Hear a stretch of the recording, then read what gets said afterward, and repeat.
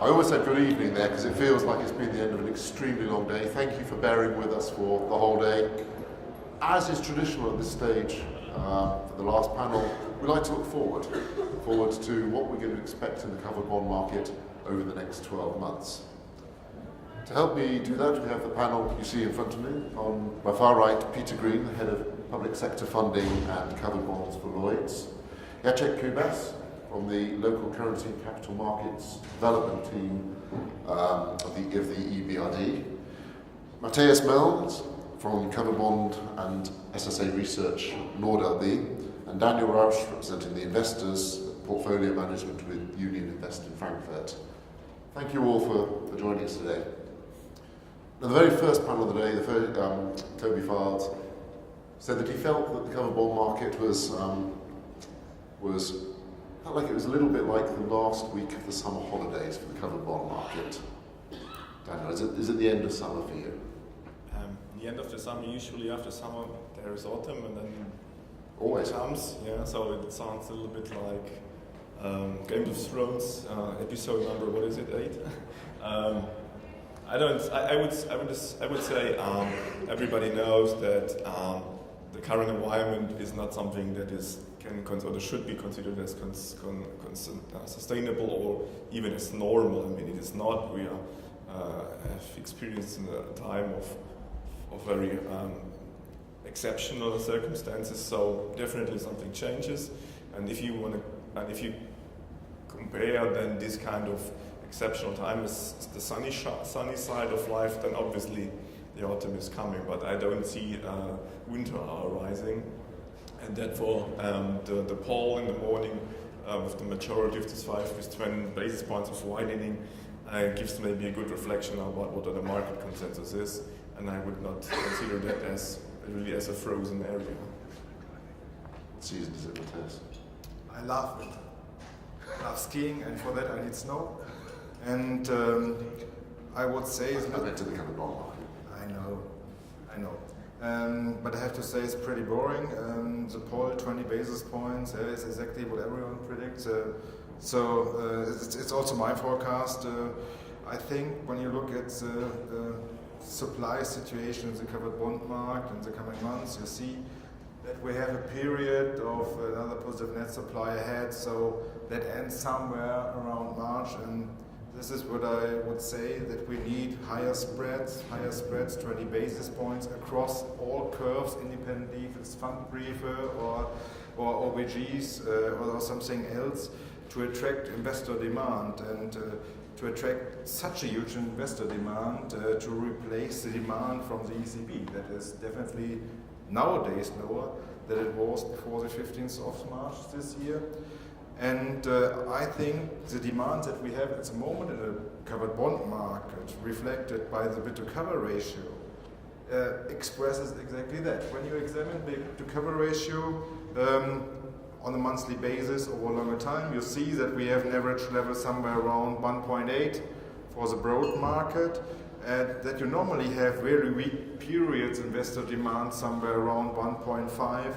And this period since 11 lasts somewhere 1 month, 2 months, max 3 months.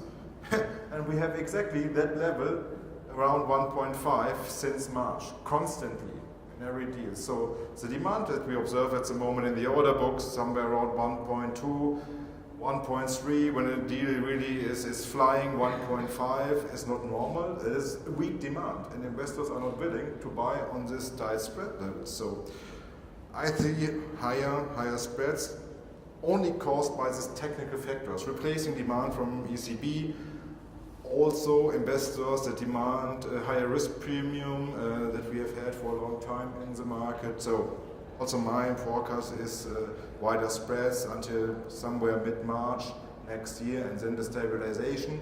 And you only asked for the next 12 months, but we have another huge topic ahead, but you don't want to talk about it, or?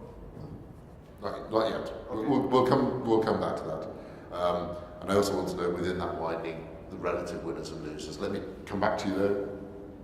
You're always an optimist. You're not going to say that. I am an optimist, and I think from emerging markets perspective and emerging covered bond markets perspective, we're not talking about the summer or autumn, we're actually talking about spring, where things are getting created. We have different new legislations being passed, where the new issuers are coming to the market and the new issues are coming to the market.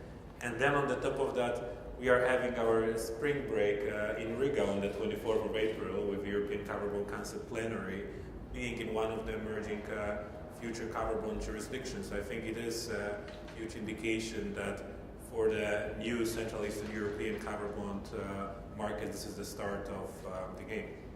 Isn't it that after a spring break you usually wake up with a headache? A little bit, but depends what you do there. No, that's tomorrow morning. On you, Richard. Peter.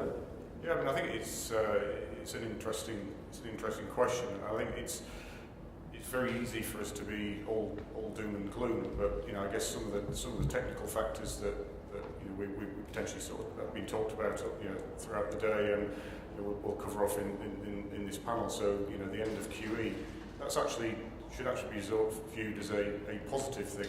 It's the fact that the ECB can start to remove some of the stimulus, that should be seen as good news. But we all seem to be sort of naturally disposed to think of it as being a bad thing. But any sort of sign that the global economy is more normalised and central banks can afford to remove some of this liquidity should actually be a good thing. So I think it's I'm not naturally a positive a natural positive outlook, but I actually think we do forget that yes, in the context of a market sector, there could be a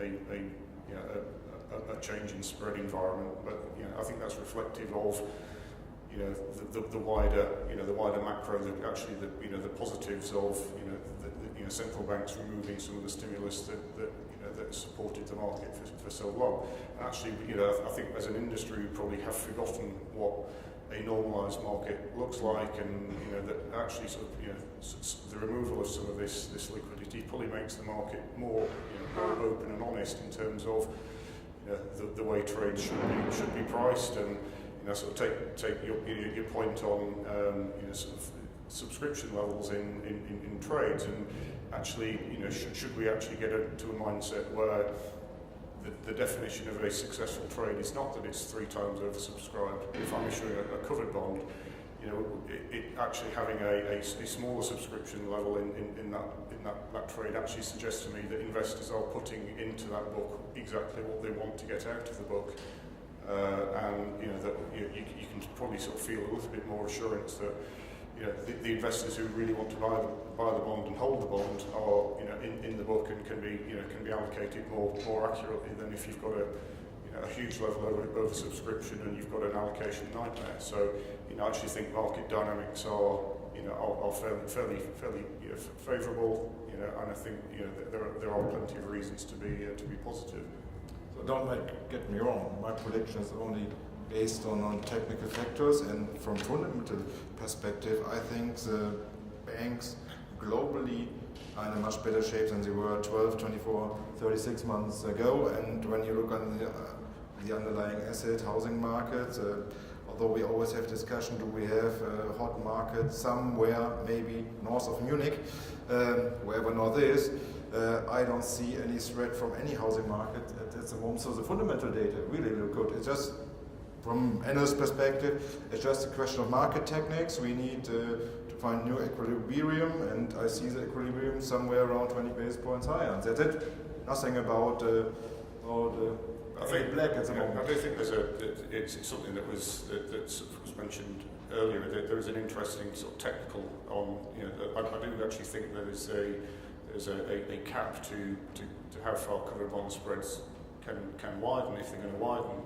Because ultimately, sort of senior and secured levels are relatively stable, and you've obviously sort of seen senior preferred coming in, traditional opco levels, which generally the perception is that asset class is not going to be hugely supplied in the market. That overall requirements for senior preferred and senior opco are lower.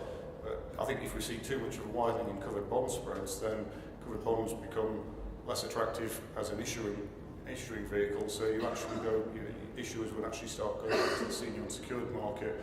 So actually think there is a natural cap to how far spreads can actually widen in a secured product. But that would be a balancing thing. If senior preferred starts to look more attractive, then what about the idea that everything widens out by its own beta? On your theme of normalisation, okay, 20 basis points, that's an average. Normalisation, does that mean going back to 2 years ago, 5 years ago, 10 years ago, relative value before the crisis? Or are we going to look at a new relative value construct? So overall, when you think about, 20 basis points means 20 basis points, but we haven't talked about any maturities yet. So I would see the 20 basis points more in the 5-year space. 10 years looks relatively much more attractive on a relative value basis. 10-year fund briefe versus bonds offers at the moment somewhere around 60 basis points. Wow, fantastic levels. So I really think we have this funny situation that I see more and more threat for spreads in shorter maturities, short midterm maturities, 10-year, either if you look at fund briefe or if you look at French covered bonds or other product. From a relative value perspective versus underlying sovereign, 10-year really looks attractive. So I can't say nothing different. Also, I know that this attractive was mainly caused by flight to quality reaction after forming the new government in Italy. But from that level, I would say more 5-year, 10-year looks better. Full stop. When you talk about winners, losers in this widening scenario, I would say I expect the chef overall curve with one exception. Which is? Italy. I thought you were going to say that. I expected a spread tightening for Italian covered bonds, just for the simple fact, when you look on the relation between OBGs and cedulas before end of May, before forming of the new government, the spread was somewhere for a 5-year maturity, somewhere around 15 basis points.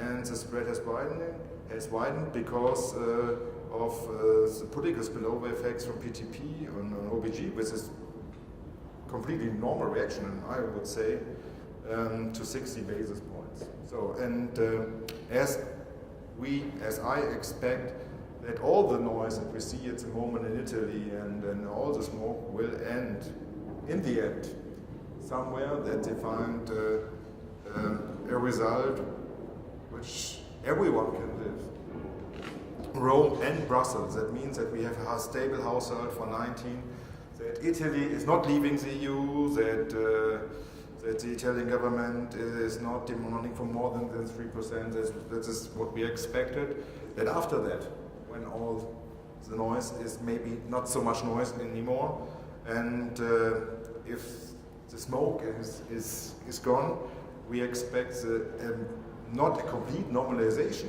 but in this regard, we expect that the market honors the political development there, and from that perspective, maybe has the view that there was a kind of overshooting. PTPs, but especially OBGs. In this regard, from that perspective, I think that OBGs will outperform every other asset class in the next 12 months. No idea what's going to happen to Italian politics or economics, but just to understand how we react. Daniel, when you think about OBGs, do you think of it relative to other asset classes, cedulars, to BTPs, or you just think an absolute yield for the issuer? As a Daniel, as an investor, how do you think?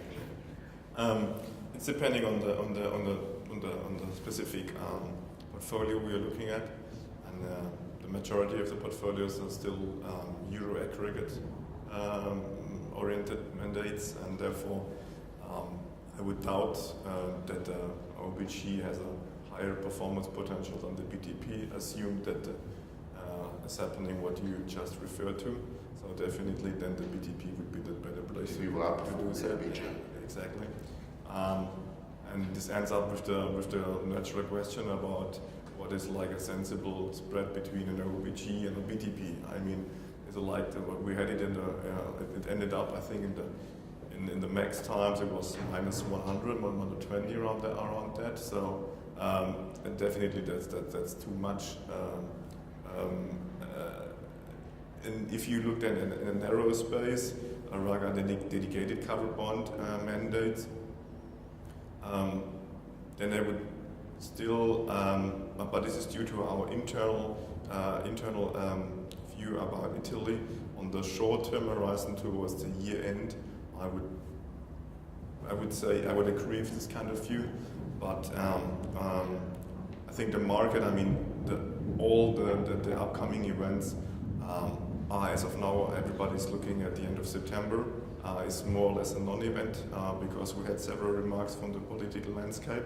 But now the market and then maybe the rating agencies are much more looking towards the projections and the medium to long-term effects of what is up about the structural adjustment effects. And if then a situation occurs where maybe another watch negative outlook is arising, then I think that volatility is very suddenly kicks in again, and you have to really to do a proper risk management in terms of your weighting of Italian exposures, either ETP or EOBG.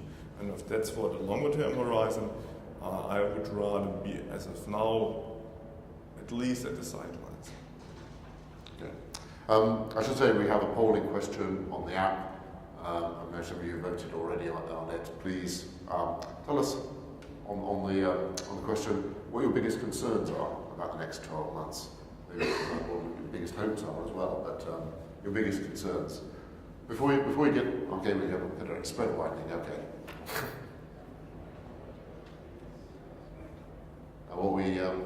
That's a very worrying, only 11% are going with Bob Marley. Every little thing is going to be all right. 89% have got something to worry about.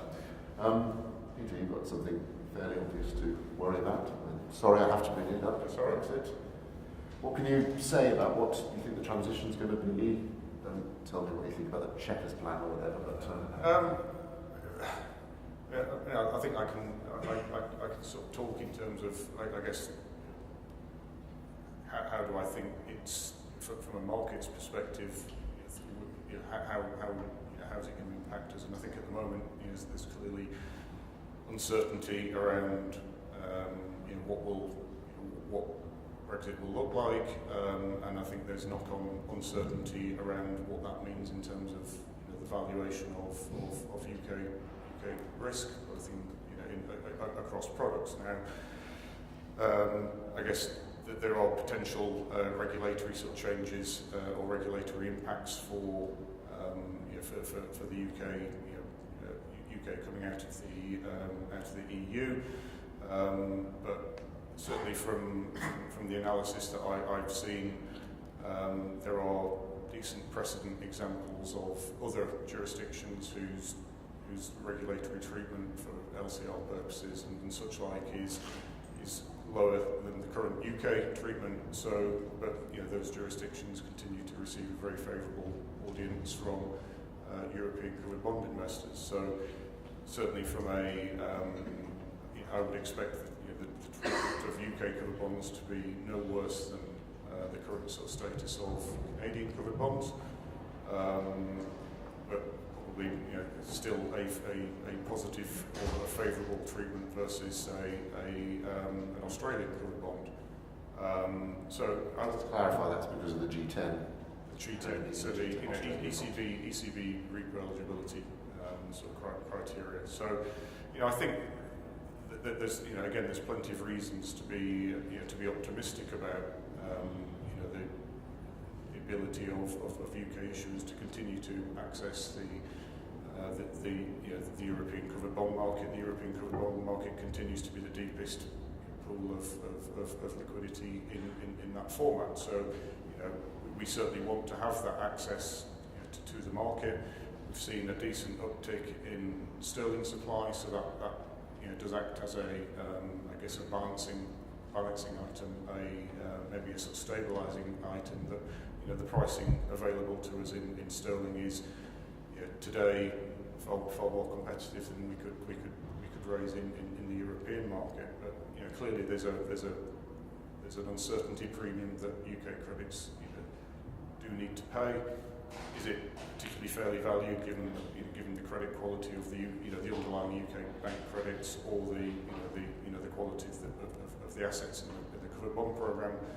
No, it's not. But there is that uncertainty premium, so the market will price that uncertainty accordingly. So I think once we have clarity on what Brexit means, or what Brexit looks like, hopefully we do see more of a rationalisation in terms of where UK covered bonds price versus other jurisdictions that have sort of free and unbridled access to that liquidity pool. Maybe at that point, a question from my side: have you been, let's say, astonished or surprised, or at least, let's put it something, a question mark regarding the latest issuance, because you're referring to that out of the UK? Have you been surprised from your point of view that, in terms of timing, in terms of volume, in terms of spread, that ahead of a Brexit something? In terms of European markets. No, we had the latest, we had the primarily out of the UK, and my question is simply: have you experienced that it's working as it has worked? I think it's hard to really sort of to sort of say with certainty is the European market working in the same way as it did, say, in March this year. We've obviously had the Santander UK trade this week. That trade was looked extremely good, was very successful. So I would sort of say, if issuers are willing to pay the price of access to come to the Euro covered bond market, then the reception is good.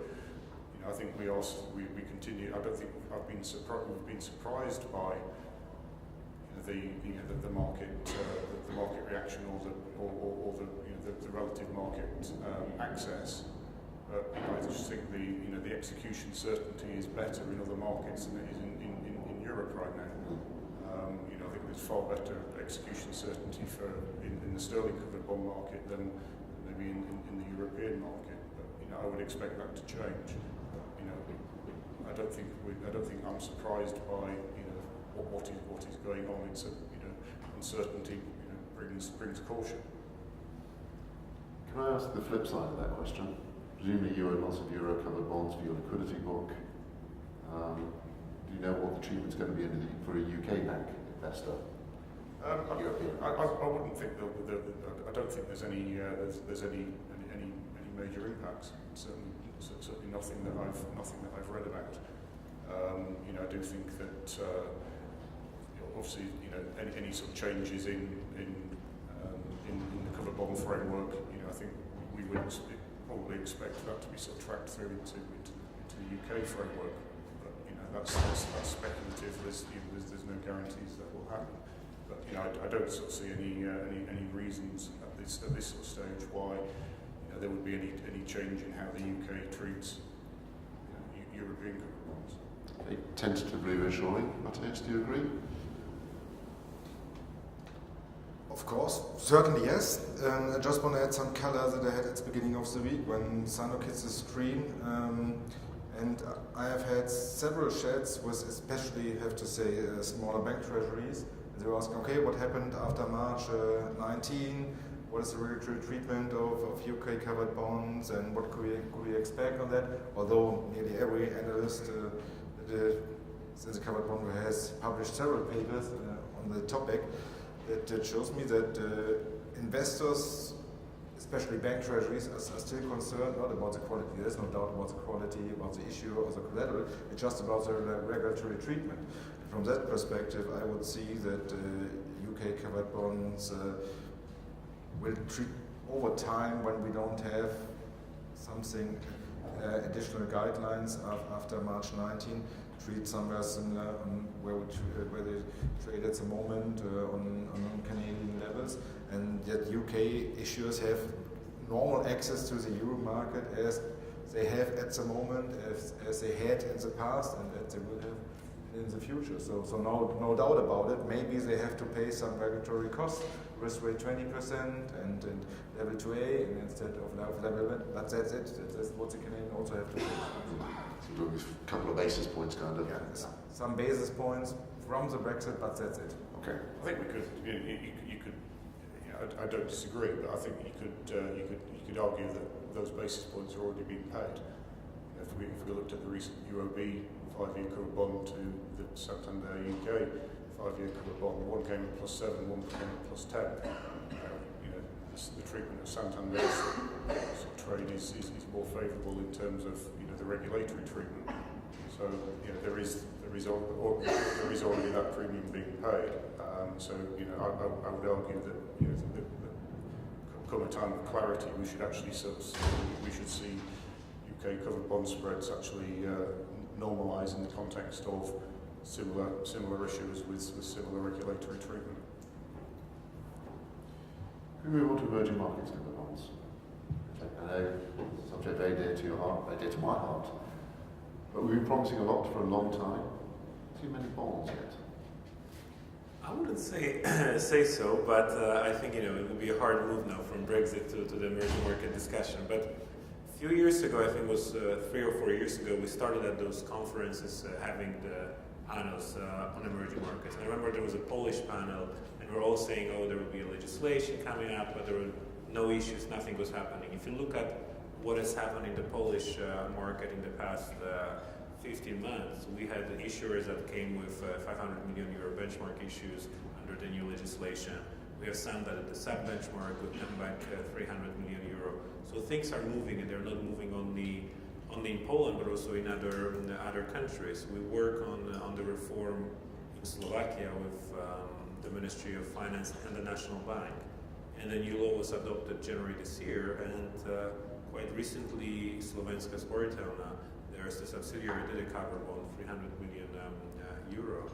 And what was the most interesting about it, it was by Moody's rated AAA, which was the first time ever we saw a bond in a country of operation where we operate and invest that was a AAA rated. So things are moving slowly, and I really hope that next year we'll see more. Also coming out of the Baltics, where we're working right now with the Ministry of Finance of Estonia, Latvia, and Lithuania to really create a framework that would support the Pan-Baltic cover bond. And you all may read the news about the Luminor Bank today in FT, and how the banking system is changing in that region as well. And they'll have to look, the banks in the banks will have to look into funding and actually creating an opportunity of pooling us as much difficult, and we're trying to sort it out on the legal and tax side maybe, will actually create an opportunity. And then I really hope in Romania that's something going to move, because we worked on the reform a few years ago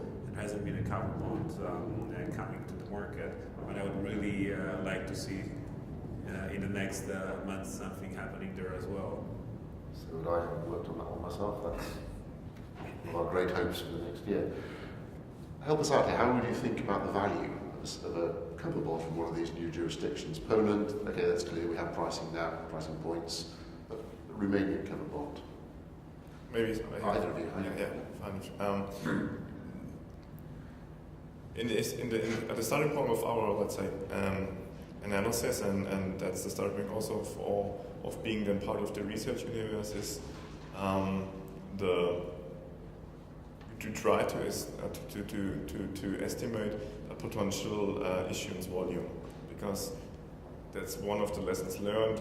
Liquidity, a curve that is not existent just because of 1 or 2 issuances, so it should be under the time of let's say 4 or 5 years, it should be much more points on the curve outstanding, and this leads in most emerging markets as of now to the natural limitation that the local mortgage markets are not that big, that this kind of prerequisite could be fulfilled.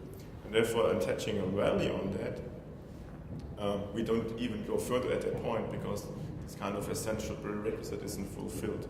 So therefore, I have much more attention to, as for example, Brazil, where like local mortgage markets are on paper have a much more probability that a decent size is coming out of the market, and in those countries you can benefit from outstanding unsecured debt on a local and on a hard currency basis, and also have like a liquid sovereign curve. So therefore, I think it's much maybe easier to place a value on that covered bond as in respect to debt countries that were just mentioned.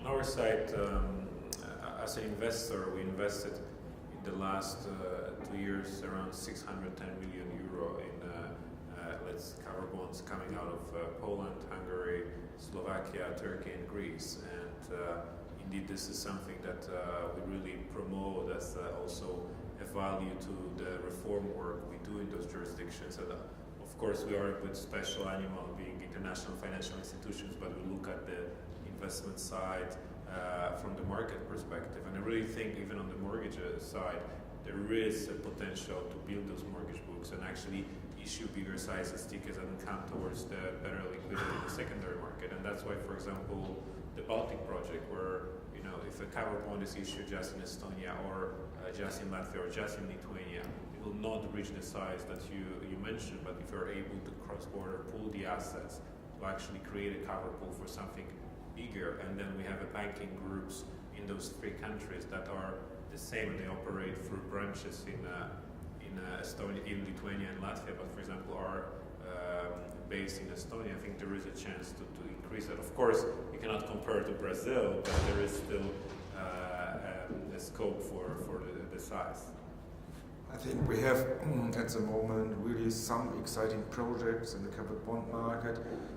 Just an example from Europe, with issuance of Greek banks and Greek covered bond markets being at the moment a high yield covered bond market and turning into investment grade covered bond market, and hopefully not so far away. And what Daniel mentioned, completely excited to see Brazilians turning to covered bonds with on paper really huge market potential on the one hand. On the other hand, from an industry perspective, completely unknown. Where do we have ratings? What about spreads?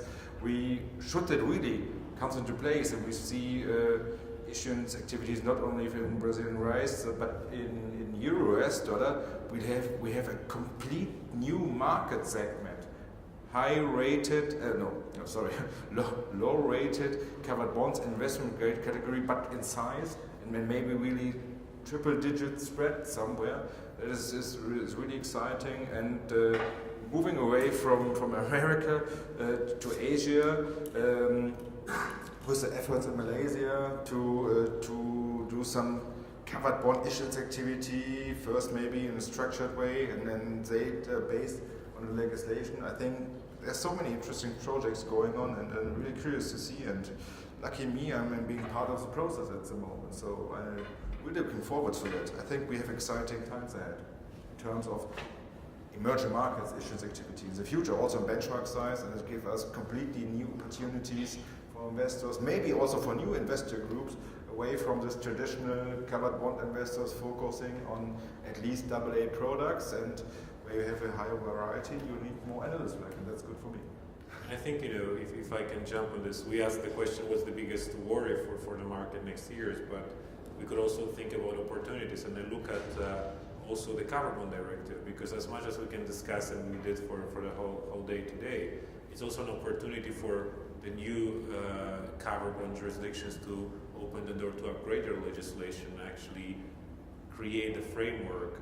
And for all the covered bonds, when we approach the new market, we need actually 3 things, right? We need a framework, we need assets, that you nicely mentioned on a mortgage, for example, plus we need investors. And very often in those jurisdictions, the institutional investor base is quite limited, and there are a lot of investors also coming out from abroad. But they're going to come there if they also see not only the spread, but they also see the right framework being built. And I think that's also an opportunity for us in terms of the next year. Let's get on to that directive. We can't completely avoid it. I know it's been talked to death over the course of the day, but forgetting the rights and wrongs of it, what do we actually think is going to happen in terms of, are we going to have ordinary covered bonds? Do you think we're going to have 5% minimum OC, risk weight, higher risk weights for conditional pass-throughs? What's the start now? Okay, I don't think that, at least it's a wish, a strong wish, but and that's maybe something out of the conference.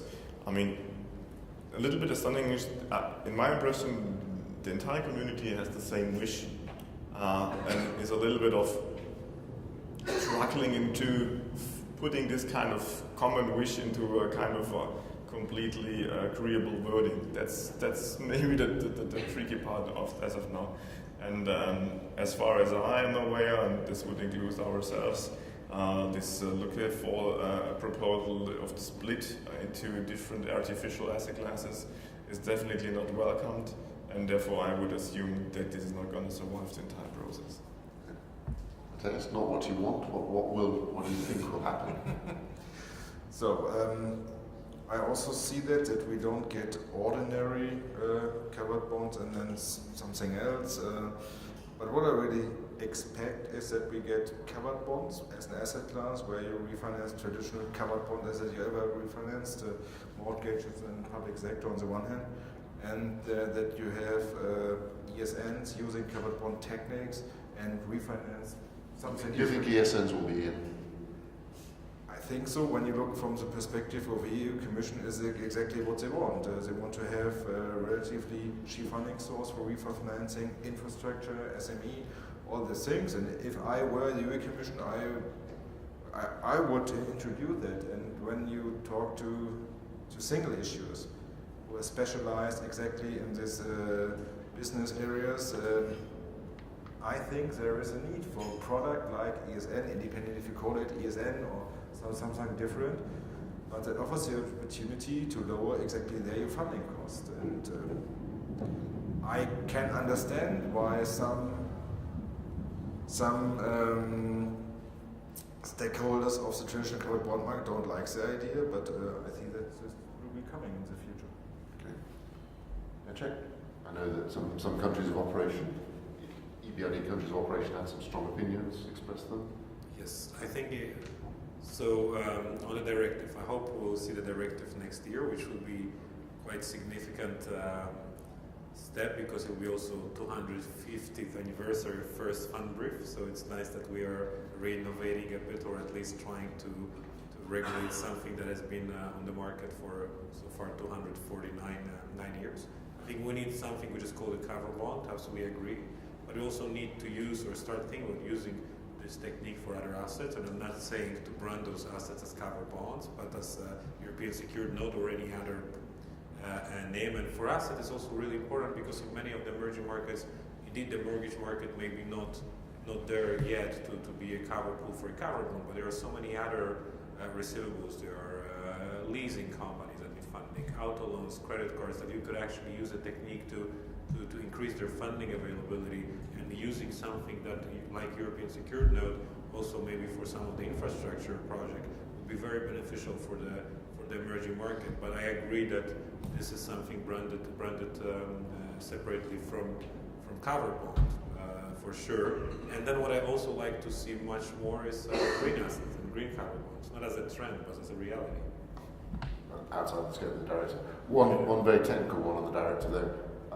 Poland has conditional pass-throughs enshrined in the law. The latest proposal from Parliament has higher risk weighting for conditional pass-throughs. What's going to happen? Is that something that we'll probably look and discuss also with Polish regulators, because we're very proud of the CPT structure. Somehow Polish law is one of the only, if not the only law that has CPT including the legal text, so that's something that we'll have to talk with the Polish regulator, KNF, and the central bank.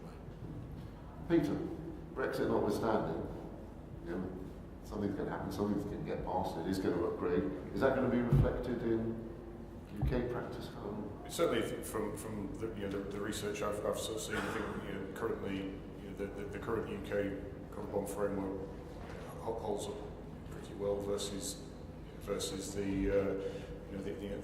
I guess the proposals. I mean, I think from a market's perspective, I think anything that creates greater transparency for investors, I think can only be a good thing, and actually sort of a proposal to sort of set, to keep covered bonds as a pure asset class, and then have other sort of structures that draw on the technology of covered bonds and the structuring of covered covered bonds, probably it does aid that that transparency.